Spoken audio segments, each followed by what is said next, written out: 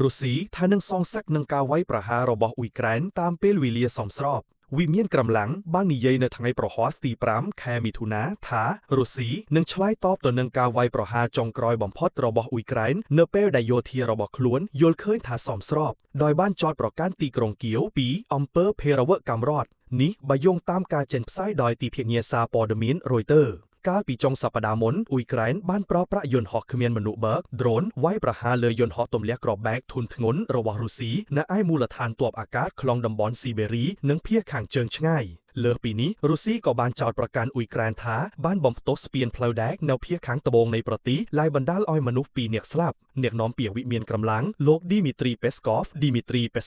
នៅក្នុងសន្និសីទសារព័ត៌មានប្រចាំថ្ងៃបានគូបញ្ជាក់ពីការអត្ថាធិប្បាយរបស់លោកពូទីនកាលពីមួយថ្ងៃមុនទាក់ទងនឹងការវាយប្រហារលើផ្លូវដែកដោយថ្លែងយ៉ាងដូចនេះថាប្រធានាធិបតីបានព័ត៌មានអំពីរបបក្រុងគៀវថាជារបបភេរវកម្មដែលបានបញ្ជាឲ្យបំទុះរថភ្លើងដឹកអ្នកដំណើរនេះគឺគ្មានអ្វីក្រៅពីអំពើភេរវកម្មនៅកម្រិតរដ្ឋនោះទេគួរបញ្ជាក់ថាការវាយប្រហារទៅវិញទៅមកនេះបានធ្វើឲ្យសង្គ្រាមកាន់តែកើនឡើងកម្ដៅនិងបានបំផ្លាញដល់ការរំពឹងទុកសម្រាប់កិច្ចចរចាសន្តិភាពដែលភាគីទាំងពីរទើបតែបានបន្តនៅប្រទេសទូគីយេកាលពីខែមុនទោះជាយ៉ាងនេះក៏ដោយលោក Peskov បានកត់សម្គាល់ថាលោកពូទីនបានគាំទ្រទស្សនៈរបស់រដ្ឋមន្ត្រីការបរទេស Sergei Lavrov នៅក្នុងកិច្ចប្រជុំមួយកាលពីថ្ងៃពុធថាថ្នាក់ទំនងកម្រិតការងារជាមួយអ៊ុយក្រែនគួរតែបន្ត